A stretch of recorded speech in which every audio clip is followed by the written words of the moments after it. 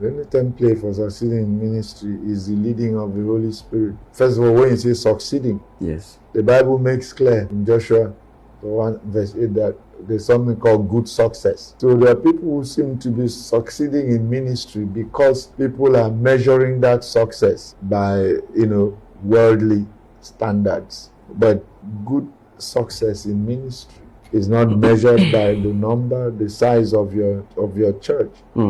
God is not necessarily in the game of numbers, and he illustrated that with Gideon. He had 32,000 soldiers to execute a ministry that God had committed to his hands. And God said there are too many. At the end of the day, to reduce the number to 300. And with 300 people, he delivered the assignment. But I think the problem is what's the expectations. People generally perceive that when you have big congregation, you have all of this. They perceive you to be either you're doing the right thing, or you're in right standing, or you're producing the right fruit. Because if I open up a little church and maybe they just see me with just few members, I may be the right person, or I may be doing the things of God, or just because of that perception people have for it, they could just use it and just put you aside. So how do we change that perception? Well, first of all, if God is in it, everything that God is in grows. So you can't even, if God is in it, you can't just then have a small congregation that is not growing.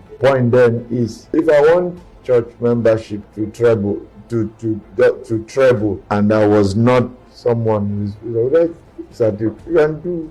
That's why people resort to gimmicks and whatever. You can preach the kinds of messages that tell people it's okay, come as whatever there, it's okay. Everybody can be sleeping with everybody in the church, it's okay. Pastor himself can be the number one, sleep around.